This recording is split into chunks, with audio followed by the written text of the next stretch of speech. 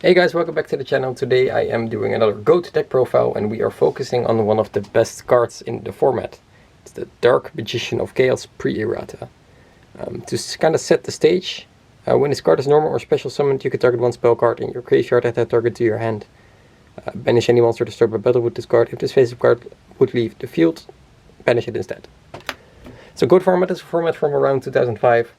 Which is basically seen as one of the most skill-intense formats in the game. A lot of old players really come back to it as well. If you want to read more about the old format, the old rules, and anything else, I have a link in the description to goatcontrol.com or goatformat.com, where they explain everything really cool and really nice, and they will definitely hype you up to play the format as well. I have 2 other deck profiles on the channel, so if you want to see a different build, a little bit more basic, a little bit more old-fashioned than this, you can definitely check those out. This build is really something else, and really something else, honestly. This is a tier above.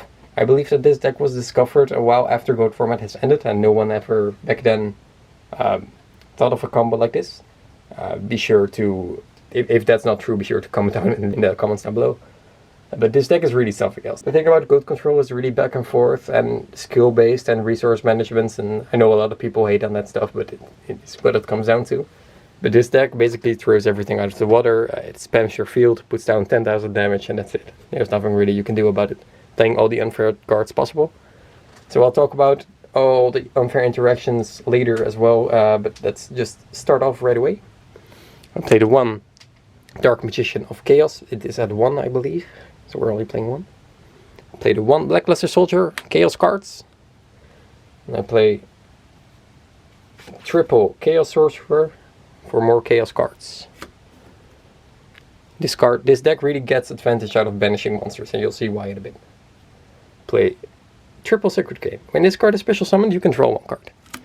And if you're wondering what that is going to do and why that is good, you will see in a bit. I play double Air Knight Parshat. And I play 1 Jinzo. That's it. Those are all the monsters I'm playing. There are other monsters you can play. I played the Creator for a while as well, which was really cool, but I really decided that this would be the best lineup. So now why this deck is broken. Reasoning is a card that is at 1 currently in the TCG. Your opponent declares a monster level. Excavate the top cards of your deck until you find a monster that can be normal summoned. As if it's the same level as the level declared by your opponent, you can special summon it. Or if it's the same level, it goes to the grave. If it's not the same level, you can special summon it. And all the other cards go to the graveyard. So, as you can see, with such few monsters, and only 1, 2, 3, 4, 5, 6, 7 can be special summoned, you can mill a lot of cards. A lot of powerful spells. And the thing is, that if you hit a Dark Magician of Chaos, you can add 1 of the spells back. And from there, you combo on. If you excavate this card, and they haven't called for, you can draw a card to get another resource. If you mill any of these, you have a really powerful monster on your field for free. So that's really powerful already. You play Monster Gate as well, which is the same concept, except you trip the monster, and then you just start excavating until you hit a monster. Which is the same principle. You can either tribute your Sacred Cranes or your Dark Magician of Chaos or whatever you need, or you can tribute one of the Scapegoats. Scapegoats cannot be tributed for a tribute summon, but it can be tributed for Monster Gate. One of the best hands you can have in this deck is basically opening this and 2 of these and passing, and then next turn you're going wild. So if you want to know why all these cards are broken, and what's the synergy with Demog, it's one of the best spell cards in the game. It's Dimension Fusion. Pay 2000 life points. Both players special summon as many of their banished monsters as possible. So, if you want to kind of set the stage, you do a reasoning. You mill this, for example, or a Monster Gate. And you hit the Dark Magician of Chaos. You can then Monster Gate it away, Metamorphosis it away, adding 1 of these 2 back to the hand, then activating Dimension Fusion, summon Dark Magician of Chaos back again, and keep going like that. You can just keep summoning your Dark Magician of Chaos. You can activate this card 3 times per turn, add it back with Dark Magician of Chaos, and just keep going and going and going to get it banished, because it leaves the field. When it leaves the field, it gets banished. I also play triple Metamorphosis. And to OTK your opponent, we play triple Giant Grenade, or double Giant Grenade. Then of course we play the 1 Heavy Storm, which is really miscut, I like it. So that's the clear back row, so you basically can always just play.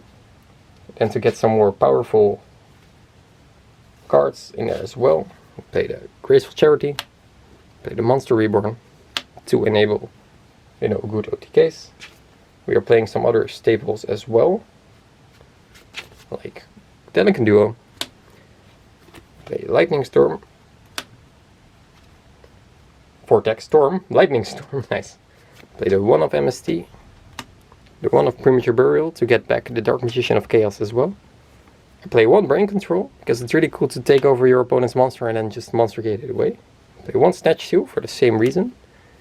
And I play 1 Monster Reincarnation, discard 1 card, target 1 monster in your graveyard, add it back to your hand. Which can come up if you mill your Blackluster Soldier and you want to have it back. And the last 2 cards I play are 2 traps. Your Ring of Destruction and Call of the Haunted to summon back Democ as well. So this deck is honestly a lot of fun, but it's really unfair. Because once you get going, you just keep going. I'm gonna shuffle these cards up a bit and then see where we can end up. So the thing in Goat Control is you basically T-set turn 1 a lot of the times. You basically set your Sangan or you set your Dokochi or whatever, you know, you maybe go plus with Pot of Greed, Graceful Charity. But this deck is just something else. It just, if you have a good hand, if you open like Pot of Greed, Giant Grenade, Reasoning, then your opponent is going to die probably real quick.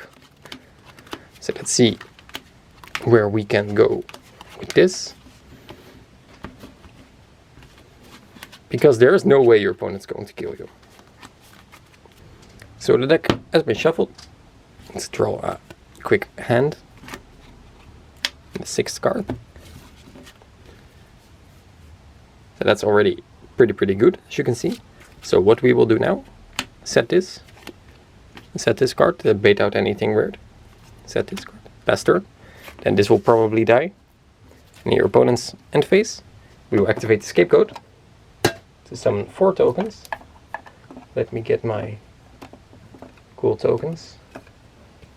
Shoutouts if you know these boys. We have Black Beetle, Mr. Referee, Metabee, and Arc Beetle. So you draw for turn. And this is where things are gonna go wild. We're gonna monster gate 1 of them away, excavating some cards.